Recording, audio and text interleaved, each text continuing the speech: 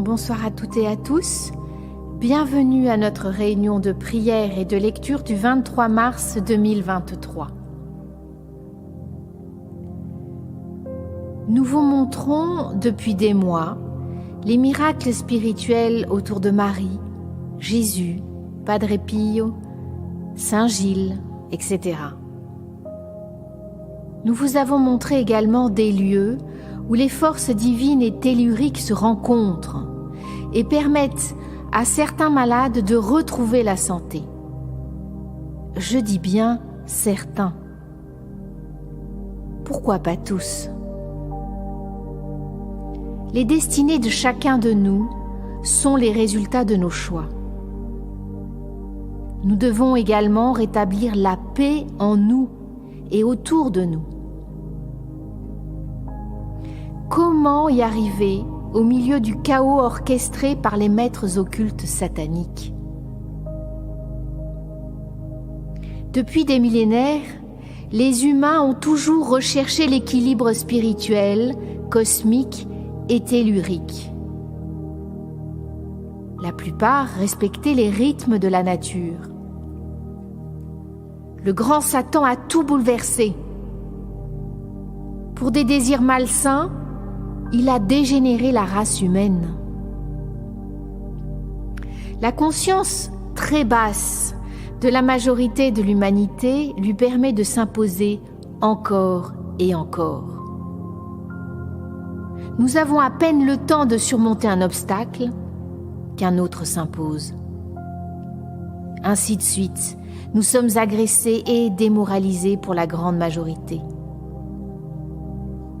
Certains ne voient que les aspects négatifs de leur vie et oublient les victoires qu'ils ont obtenues.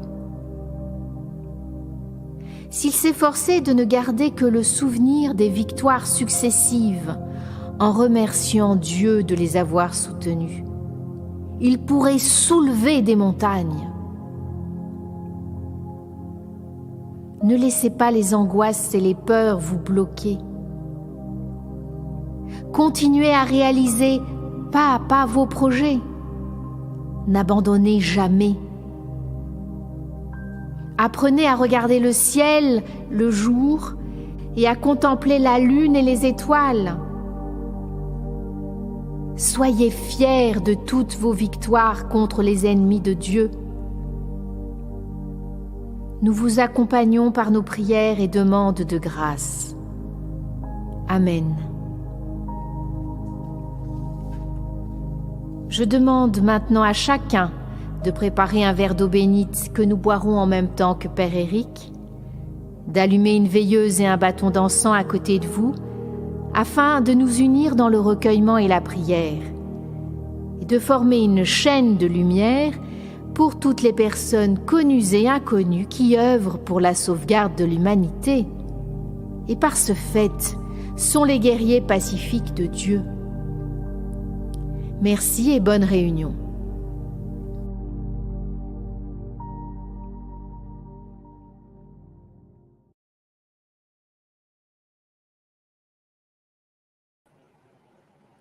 Bonsoir mes amis. Tout d'abord, nos protections. Que la flamme de cette bougie illumine le cœur de tous les hommes. Amen. Partageons ce verre d'eau bénite en union spirituelle avec Dieu. Que cette eau bénite consacrée purifie mon corps et mon âme, et garde mon âme immortelle dans la lumière de Jésus-Christ, notre Sauveur. Amen.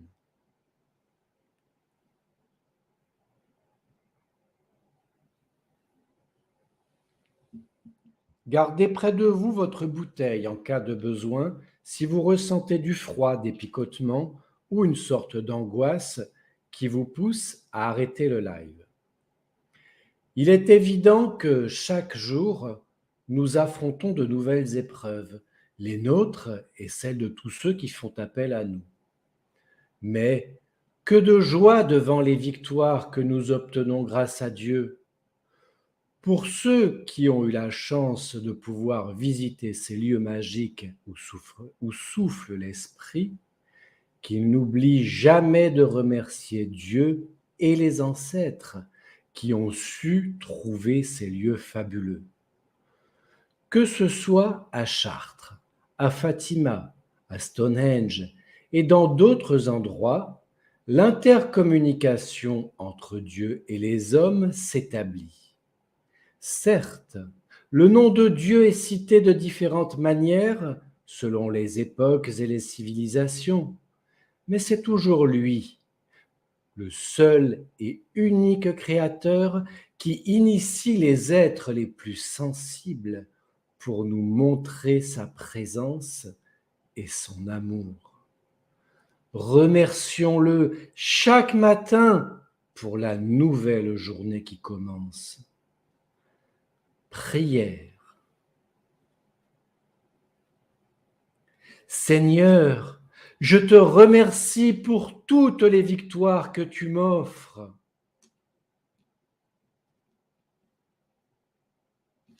Seigneur, je te remercie pour la guérison que tu m'offres.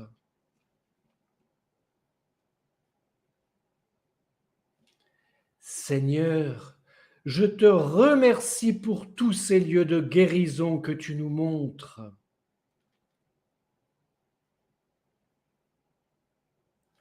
Seigneur, je te remercie de consolider ma croyance en toi.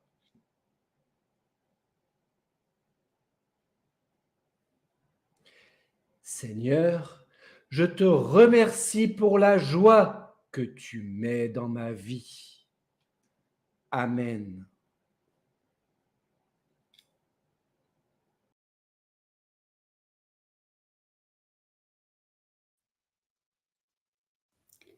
Aborder ces sujets est le début d'une quête qui ne s'arrêtera jamais. Chaque fois que l'on découvre l'un de ces lieux extraordinaires, une force qui vient du plus profond de notre être nous pousse à aller en visiter un autre. Est-ce lié à des mémoires de nos vies passées? Peut-être. Il arrive fréquemment que lorsque nous nous rendons dans une région particulière, des déclics et des ressentis de déjà-vu s'imposent. Non pas parce que des films ou des photos nous ont montré ces lieux. C'est différent. C'est mental car ça s'impose et c'est physique car au moment même, nous ressentons des courants énergétiques se bousculer en nous.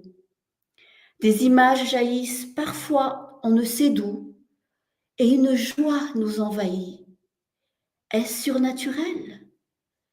C'est la rencontre fortuite entre cette partie de nous qui a déjà foulé ce sol et la partie de nous incarnée. Que de mystères Dieu nous révèle. Dommage que notre mémoire s'efface si vite et que l'oubli s'installe à nouveau. Prière. Seigneur, toi qui permets à mon âme de se souvenir de son passé, permets-moi d'avancer sur le chemin de la découverte de mon être authentique. Enlève le voile de mes yeux, afin que je puisse élever ma conscience vers toi, Seigneur. Amen.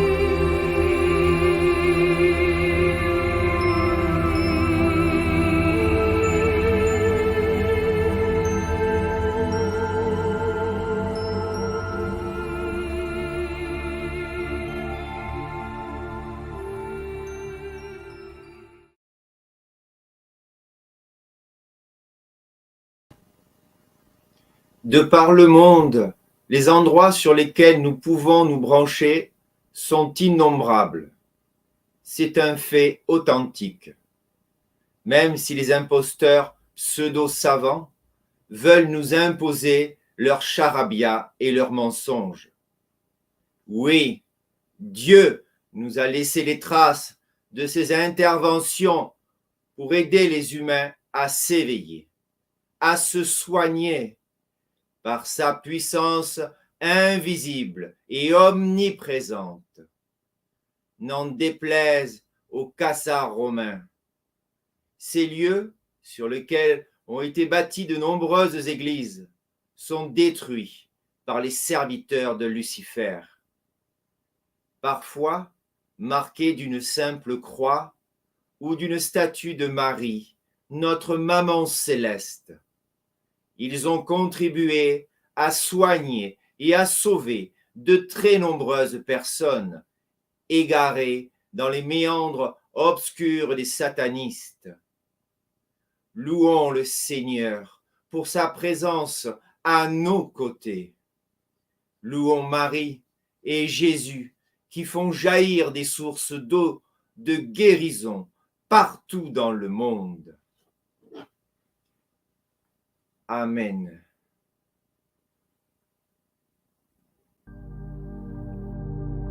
Partout dans le monde, les peuples esclaves se révoltent.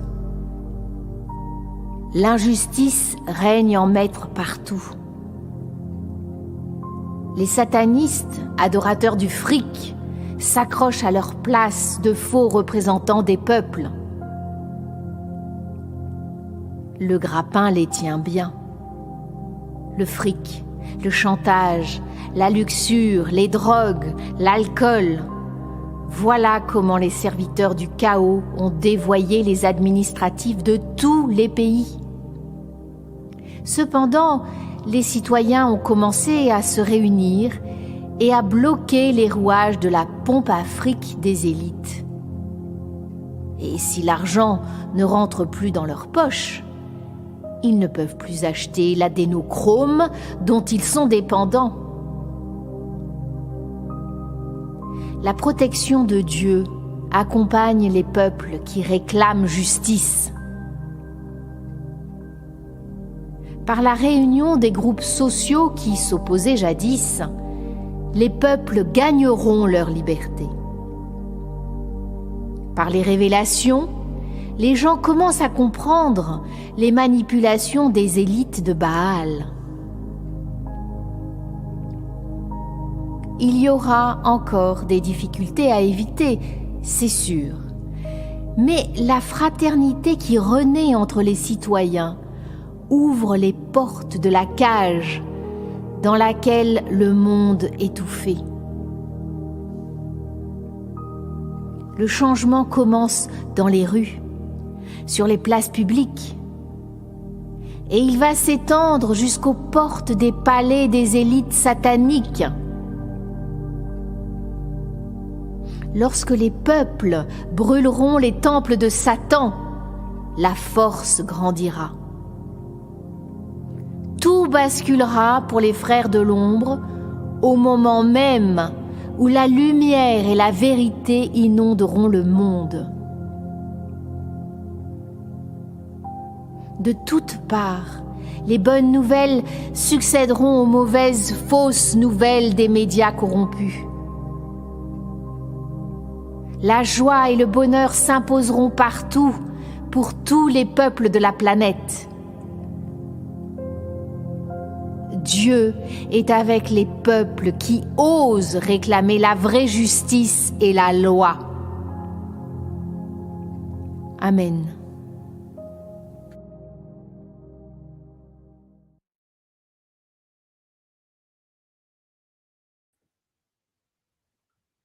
Supplique. Seigneur, que les forces occultes des sorciers soient anéanties, que les mensonges des politiciens soient révélés, que les défenseurs des peuples choisissent le camp de la lumière, que les esclavagistes soient jetés au cachot, que les faibles redeviennent forts, que les forts, soutenus par les non-humains, deviennent faibles, que la véritable justice éclaire le monde, que les mensonges du grappin soient révélés partout dans le monde. Ainsi soit-il.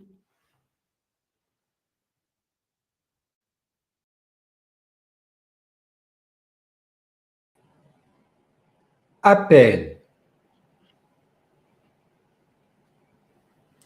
Seigneur, Sauveur du monde, ton peuple t'appelle à son secours.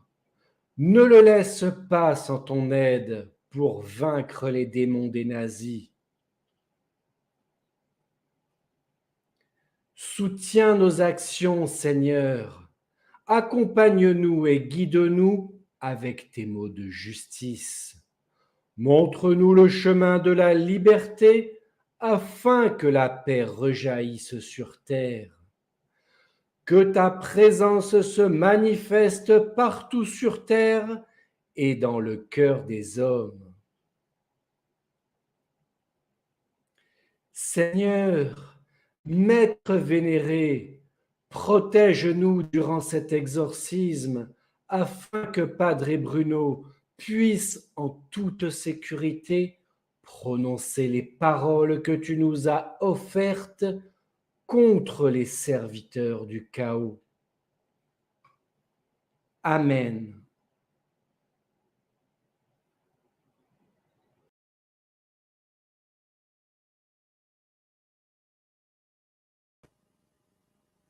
Cette étape primordiale dans la lutte physique contre les forces nazies de Baal est indispensable pour la libération des peuples de la terre. C'est seulement lorsque le paroxysme du désir de liberté de l'humanité s'affichera de jour comme de nuit que Dieu, dans sa grande clémence, pourra intervenir. Les guerriers de la lumière et de la vérité doivent afficher leur choix. Ce n'est que le début. Poursuivons notre soutien spirituel pour affaiblir les rangs des satanistes. Que la lumière et la vérité montrent la voie à ceux qui sont encore assis entre deux chaises.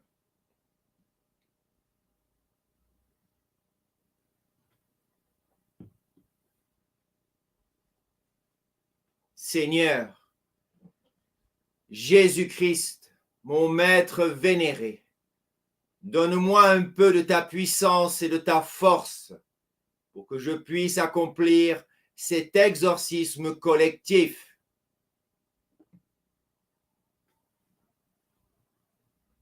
Seigneur, toi qui peux tout, accepte-moi et donne-moi la justesse dans ma voix, afin que le grappin ne puisse stopper les paroles que je vais prononcer.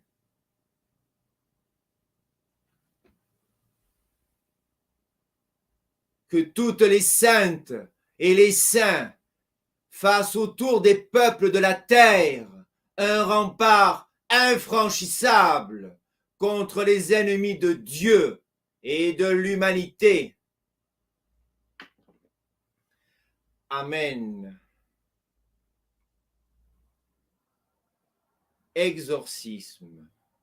Au nom de Jésus le Christ, moi, Padre Bruno, je dissous les miasmes des sorciers de l'ombre.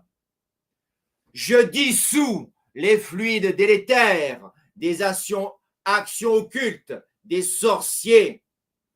Je dissous l'union maléfique des sorciers des frères sataniques.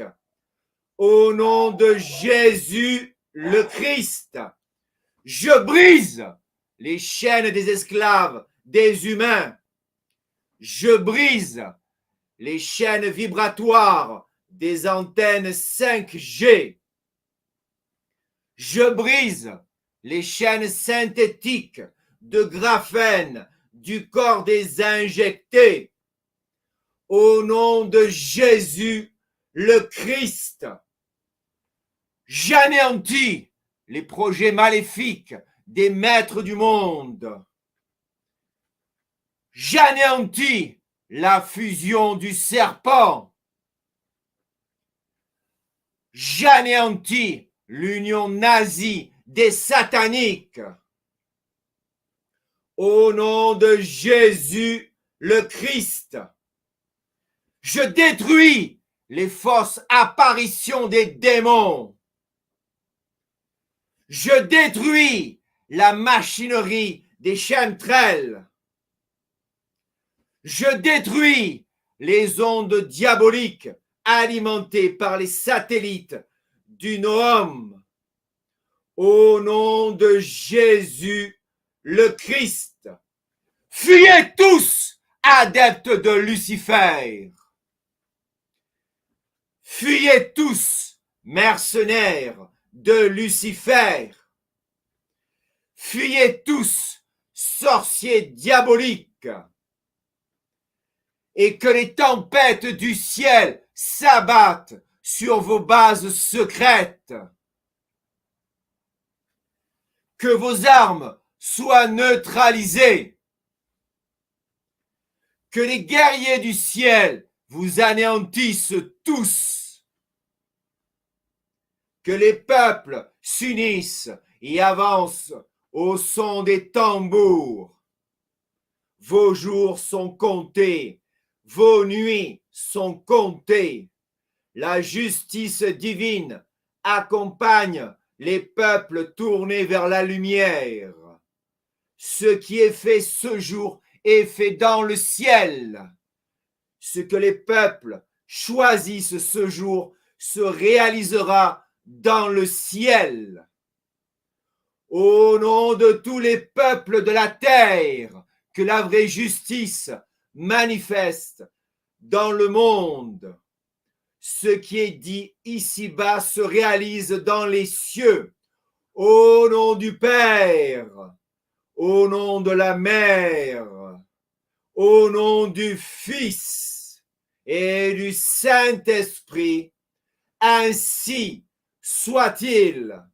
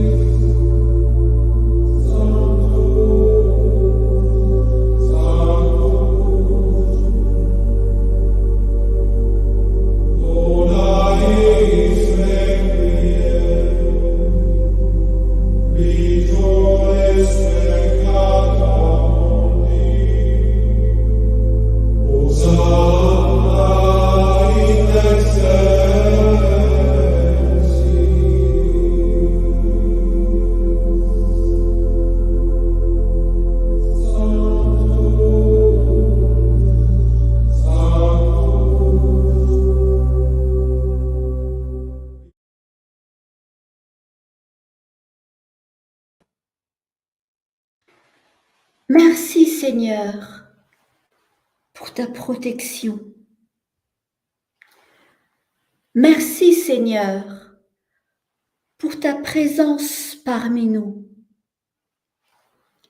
Merci Seigneur pour ta gloire. Merci Seigneur de nous accompagner vers la délivrance. Merci Seigneur de libérer les âmes en détresse. Merci Seigneur de calmer notre impatience. Merci Seigneur de nous montrer la voie du salut. Amen.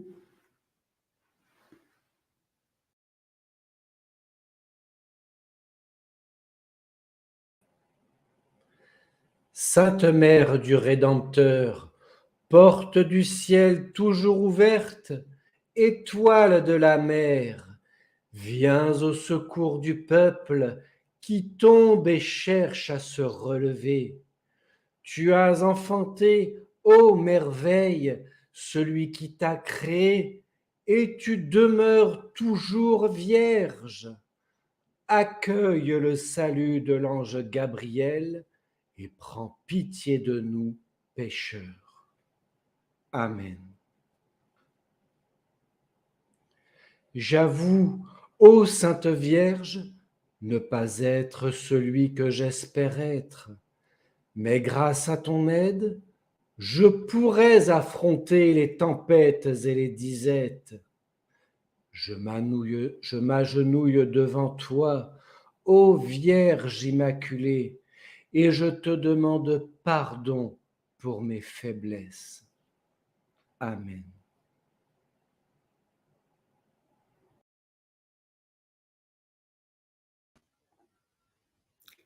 Sainte Marie, Mère de Dieu, gardez-moi un cœur d'enfant, pur et transparent comme une source. Gardez-moi en votre charité, de peur que je me détourne. Gardez-moi en votre compassion, afin que je grandisse dans l'amour. Amen. Je vous salue Marie pleine de grâce. Le Seigneur est avec vous. Vous êtes bénie entre toutes les femmes, et Jésus, le fruit de vos entrailles, est béni. Sainte Marie, Mère de Dieu, priez pour nous pauvres pécheurs, maintenant et à l'heure de notre mort. Amen.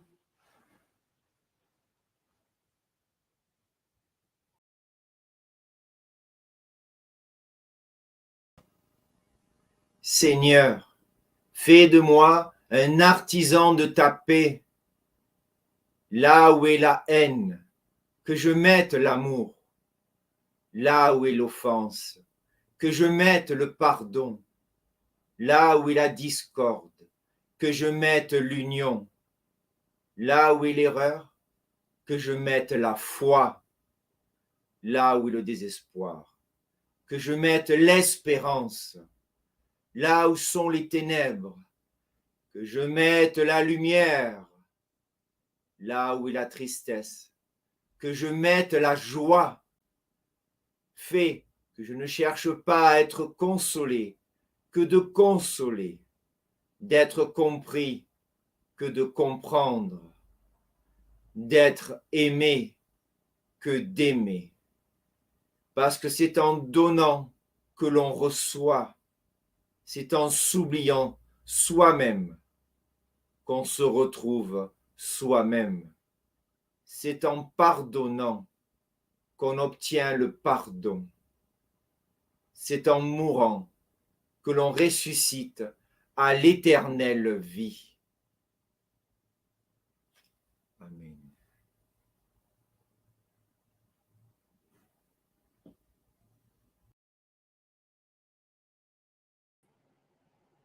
Prière à Saint Michel. Saint Michel, défendez-nous dans le combat. Soyez notre secours contre la malice et les embûches du démon. Que Dieu lui fasse sentir son emprise.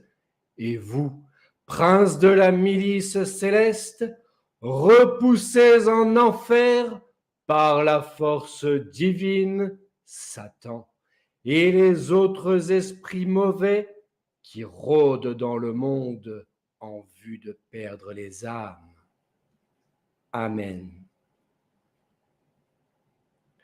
Notre Père qui êtes aux cieux, que votre nom soit sanctifié, que votre règne vienne, que votre volonté soit faite sur la terre comme au ciel. Donnez-nous aujourd'hui notre pain de ce jour. Pardonnez-nous nos offenses, comme nous pardonnons aussi à ceux qui nous ont offensés. Et ne nous abandonnez pas à la tentation, mais délivrez-nous du mal. Amen.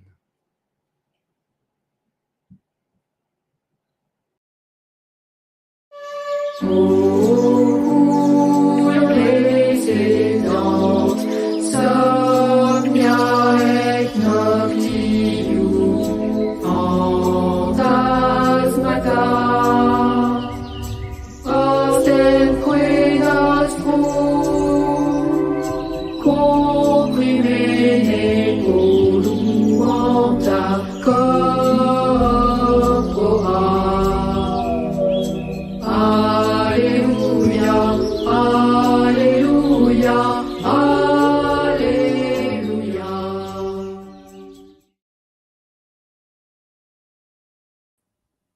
Mes chers amis, l'équinoxe du printemps nous invite au printemps.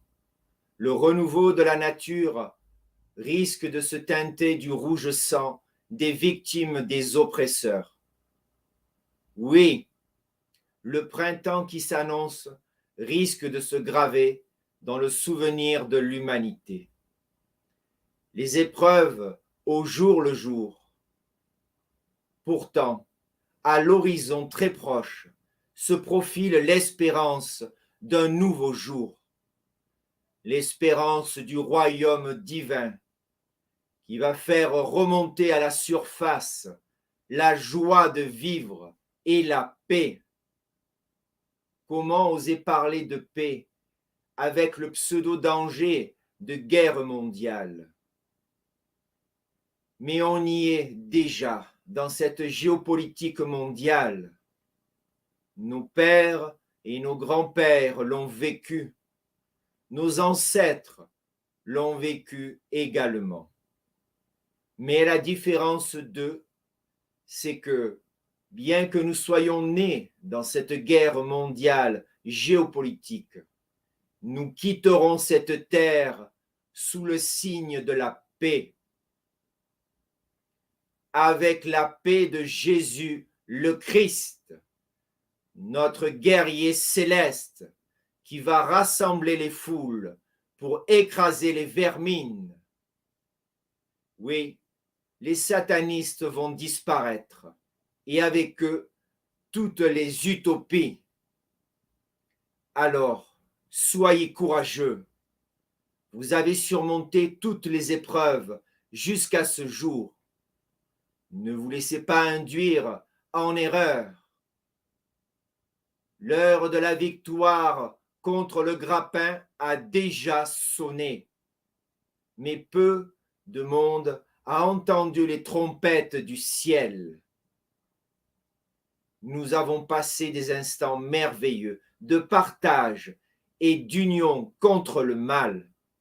Continuons le combat sous la protection de Jésus et de Marie. Rejoignons Willana et son final. Je vous bénis toutes et tous au nom du Père, du Fils et du Saint-Esprit. Ainsi soit-il.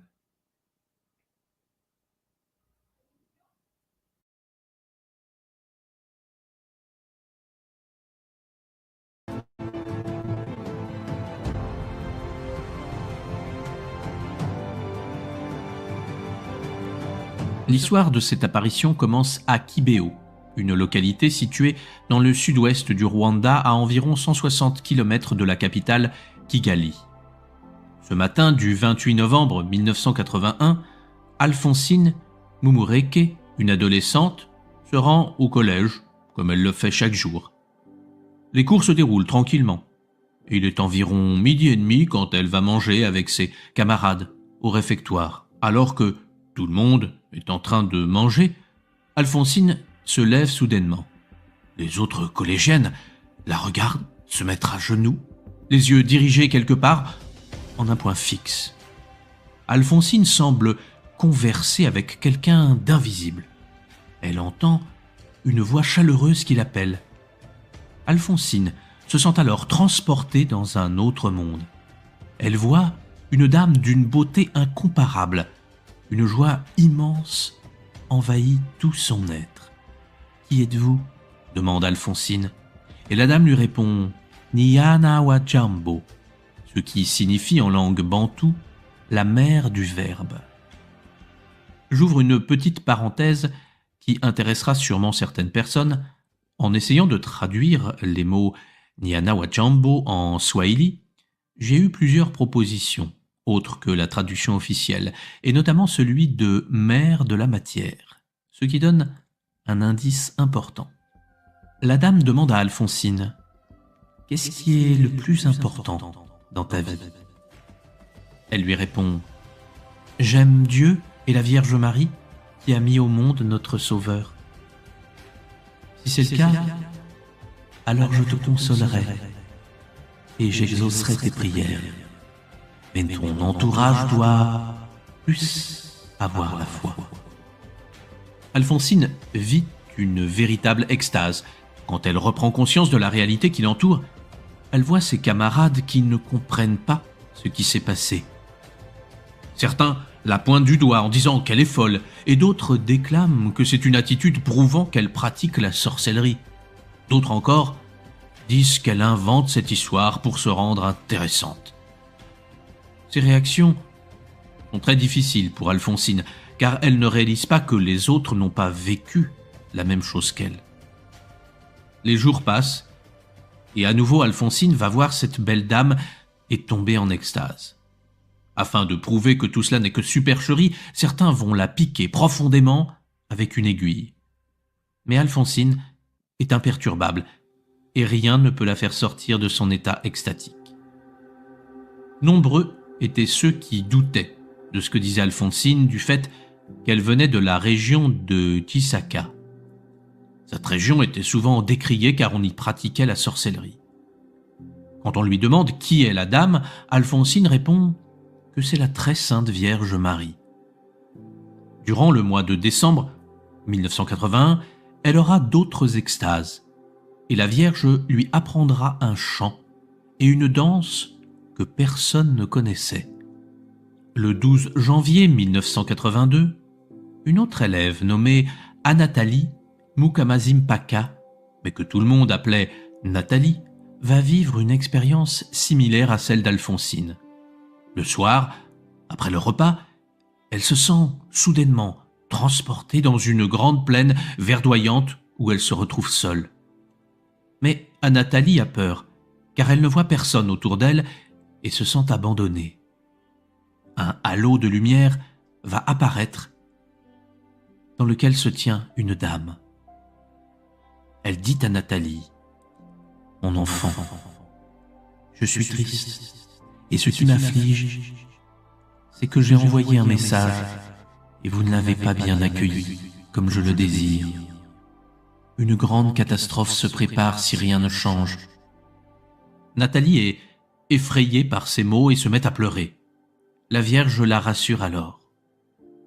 Lorsque Nathalie reprendra conscience, elle sera étonnée de trouver Alphonsine à ses côtés. En effet, elle lui racontera avoir entendu une voix lui demandant d'aller la rejoindre. Nathalie était connue pour être une élève studieuse et très pieuse. Et contrairement à Alphonsine dont beaucoup doutaient, personne ne pouvait imaginer Nathalie racontant de telles histoires si cela n'était pas la stricte vérité. Et le plus étonnant va se produire avec Marie-Claire Mukangango. Cette élève est en effet particulièrement opposée à la véracité de ses apparitions. Elle se dit incrédule et raconte à qui veut bien l'entendre que cela n'a aucun sens. C'est pourtant une fille pieuse, mais selon elle, tout ceci n'est qu'une comédie. Et le 2 mars 1982, tout comme les deux autres collégiennes, Marie-Claire va à son tour tomber en extase et voir la Vierge. Et étant donné ce qu'elle avait dit auparavant à propos de ses apparitions, la Vierge va lui demander de prier le chapelet des 7 douleurs et expliquer à Marie-Claire comment le pratiquer. Elle répétera donc à tout son entourage ce que la Vierge lui a enseigné. Les habitants sont très impressionnés car le chapelet des 7 douleurs était totalement inconnu à Kibéo. Marie-Claire n'a pas pu inventer cela. L'opinion va donc radicalement changer dans le collège et ses apparitions commencent à être prises au sérieux. J'ouvre une petite parenthèse pour présenter le chapelet des 7 douleurs aux personnes qui ne le connaissent pas. La dévotion à Notre-Dame des Douleurs s'est développée à partir du XVIIe siècle et prier ce rosaire demandait une méditation sur les 7 douleurs de la Vierge établie à partir de passages de la Bible, comme par exemple quand Marie rencontre Jésus sur le chemin du Calvaire ou quand elle se tient près de la croix de son Fils. Selon des révélations de la Vierge, prier ce rosaire permet d'obtenir la paix dans les familles, la consolation dans les souffrances, la défense contre le démon et d'autres bienfaits. Nous avons donc désormais 3 personnes qui ont des visions de Marie. Et il y aura en tout 5 autres voyants qui verront la Vierge. Je ne vais pas présenter toutes les apparitions en détail car il y aurait trop de messages et d'informations à vous donner. Certains messages demandent d'ailleurs des explications et je ne souhaite pas qu'ils soient mal interprétés. Aussi, cette vidéo ne sera pas exhaustive sur ce sujet, mais vous permettra d'en connaître les principaux aspects. Parmi les personnes ayant vu la Vierge, il n'y aura qu'un garçon, nommé Emmanuel Segatachia. Il habitait à 5 km de Kibéo et ignorait tout ce qui se produisait au collège, car il n'était pas scolarisé. Il ne savait ni lire, ni écrire, et n'avait aucune connaissance dans la religion chrétienne. Mais après ces visions, son comportement va impressionner tous les habitants par sa sagesse et ses connaissances spirituelles. Il récitait des passages entiers de l'Évangile sans aucune erreur. Naturellement, il assistera ensuite au catéchisme, mais son professeur renoncera à lui enseigner quoi que ce soit car Emmanuel en savait systématiquement toujours plus. À partir d'avril 1982, Monseigneur Jean-Baptiste Gahamani, évêque du diocèse de Boutaré, va créer 2 commissions d'études, celle des médecins et celle des théologiens. Les médecins étaient en charge de statuer si les voyants n'étaient pas atteints de maladies mentales et si les extases n'étaient pas apparentées à de l'hystérie. Leur verdict sera sans appel. Les voyants sont tous totalement sains d'esprit. Mais les médecins seront également confrontés à des phénomènes totalement incompréhensibles. Par exemple, la Vierge demandera à Nathalie de jeûner. Mais ce ne fut pas un petit jeûne d'une journée. Elle ne mangera ni ne boira quoi que ce soit du 16 au 26 février 1983. À partir du 26 février jusqu'au 2 mars 83, elle boira 1/3 de verre d'eau par jour, mais toujours aucune nourriture solide. Idem pour Emmanuel Segatachia. Pendant 8 jours, on lui apportait de la nourriture, mais il ne mangeait rien et ne buvait rien. Les médecins présents ont attesté des faits, ils ont mesuré la glycémie et le poids. Ils n'avaient aucun signe physique de déshydratation. Les enfants étaient surveillés 24 heures sur 24 par des médecins et des infirmières. Parfois, en fin d'extase, les voyants faisaient des chutes qui sidéraient la foule. Même les médecins prenaient peur en les voyant tomber comme un arbre abattu. Ils constatèrent que les enfants étaient en arrêt cardiaque et respiratoire, ce qui expliquait la chute. Et sans avoir besoin de les réanimer, les voyants revenaient à eux, sans aucune séquelle, ni cardiaque, ni au cerveau, et aucune blessure physique. Certaines voyantes pouvaient regarder le ciel pendant des heures alors que le soleil brillait intensément, mais aucune brûlure ou séquelle n'eurent lieu. Autre fait incroyable, lors de visions, il se mettait parfois à pleuvoir et les voyants n'étaient pas mouillés. Les médecins n'ont pu donner aucune explication. À propos du jeûne de Nathalie, il me faut également vous raconter ce point important. Après 8 jours de jeûne, elle a également eu une vision de Satan, qui lui a rendu visite sous la forme d'un jeune homme charmant, venant avec un plateau plein de bananes, une omelette et un gâteau. Il lui a dit « Nathalie, tu es trop faible et tu risques de mourir. Tu ne pourras donc pas terminer la mission que la Vierge t'a donnée. Je t'amène de la nourriture, regarde ce plateau et régale-toi, tu l'as bien mérité. » Nathalie lui a lancé de l'eau bénite en disant « Sois vaincu par la Vierge Marie. » Il a alors disparu avec tout ce qu'il avait amené. À la fin du jeûne, certaines personnes se déclarant voyants ont avoué avoir imaginé cela et que leur témoignage n'était en fait que des mensonges et ils ont demandé pardon. Ne pensez pas que ce fut facile pour Nathalie. Ce jeûne lui a causé de grandes souffrances. Elle disait « J'avais beaucoup de plaies dans la bouche et dans la gorge. Ma voix ne sortait pas comme d'habitude. » Mais son sacrifice donna de grands résultats et permit à de nombreuses personnes de se rendre compte de la futilité de leur vie et trouver ainsi un nouveau chemin. Il y eut donc en tout de très nombreuses apparitions et messages. La dernière sera vécue par Alphonsine le 28 novembre 1989, soit 7 ans, jour pour jour, après la première. Le verdict officiel de l'Église catholique sur les apparitions de Kibéo a été prononcé le 29 juin 2001 par l'évêque Augustin Misago du diocèse de Kikongoro, au Rwanda. Dans son décret, l'évêque a approuvé l'authenticité des apparitions de la Vierge Marie à Kibéo et a déclaré que les messages qu'elle avait transmis aux voyants étaient d'origine divine. Cette décision a été prise après une enquête approfondie menée par l'Église catholique au Rwanda. Depuis lors, Kibéo est devenu un lieu important de pèlerinage pour les catholiques rwandais et pour des personnes du monde entier. Ce qui ressortira de ces nombreuses apparitions de la Vierge Marie, c'est tout d'abord l'amour immense pour tous les habitants de Kibéo, mais aussi tout le Rwanda, toute l'Afrique et le monde entier. La mentalité des personnes de Kibéo sera totalement changée. Une grande ferveur se développera. Alphonsine révélera la tendresse de Marie, qui lui parlera comme une maman. Elle lui dira d'ailleurs « Avec moi, soyez des enfants. Je suis votre mère, vous ne devez pas craindre, mais m'aimer. » Une puissance d'amour qui ne condamne pas et invite au repentir.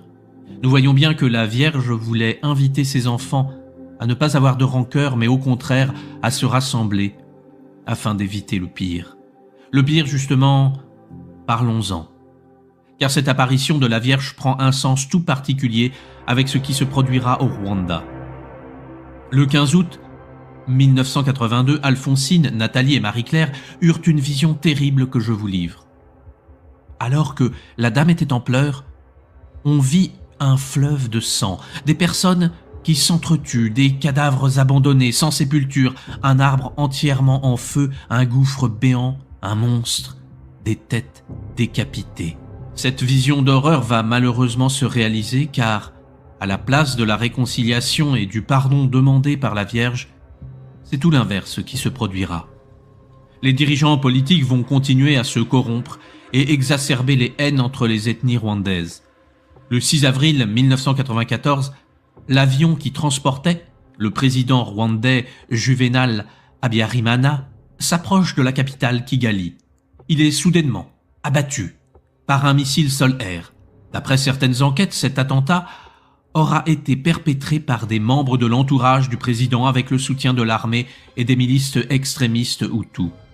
Ce qui va alors se produire est d'une monstruosité sans nom. Je vais être très édulcoré dans mes propos pour ne choquer personne. Le gouvernement intérimaire va mentir en disant que ce sont les Tutsis qui ont tué le président. Des milices Hutus extrémistes, soutenues par l'armée et les autorités du gouvernement intérimaire, vont lancer une campagne de génocide contre les Tutsis et les Hutus modérés. Des massacres d'une violence inouïe vont avoir lieu. Pendant environ 100 jours, ce sont presque 1 million de personnes qui vont mourir d'une manière abominable, et majoritairement des Tutsis et des Hutus modérés.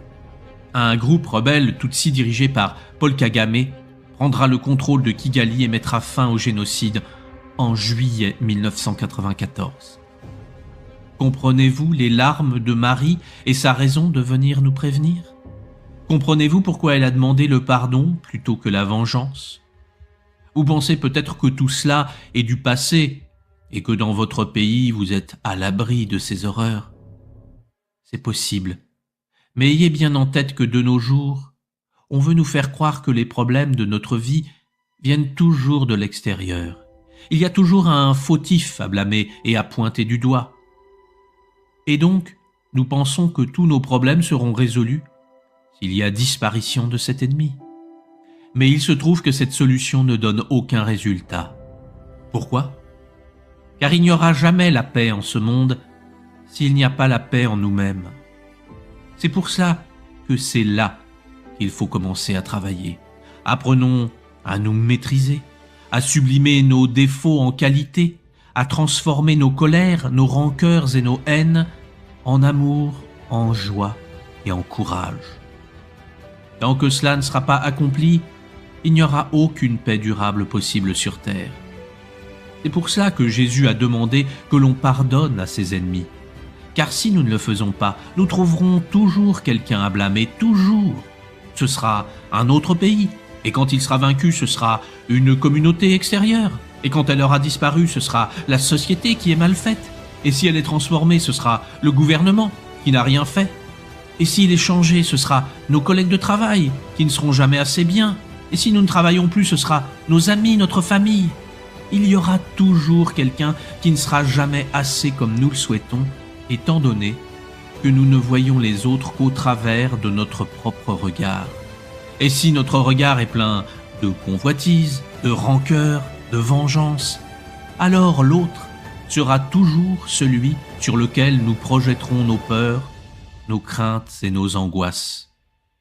Même si nous sommes riches et nous possédons tout ce qui est possible, si nous n'avons pas appris à maîtriser notre jalousie, nous serons toujours malheureux et désirerons ce que l'autre a de plus que nous. Regardez les milliardaires de ce monde. Sont-ils heureux avec ces milliards? Vous vous dites sûrement, oui, ils sont heureux, ils ont la belle vie, et moi aussi je veux ces milliards. Alors, posez-vous une seule question. Demandez-vous pourquoi ils en veulent toujours plus. C'est bien car ils sont insatisfaits. Alors que certains saints qui vivaient dans la misère étaient chaque jour de plus en plus heureux, car ils sentaient l'amour de Dieu. Combattons donc cette habitude qui nous dédouane de toute évolution en pointant du doigt quelqu'un d'extérieur. Le jour où par votre travail, votre patience, vos prières, vos méditations, vous serez liés à la puissance divine qui fait de vous un enfant de Dieu, alors vos ennemis trembleront, car ils ne pourront rien contre vous. Et la seule façon de se mettre à l'abri face à cet amour divin si intense qui vous habitera, sera de se mettre à le rechercher, eux aussi. La véritable victoire ne s'obtiendra pas dans le sang qui appelle le sang, mais dans l'amour divin qui appelle l'amour divin dans un cercle vertueux.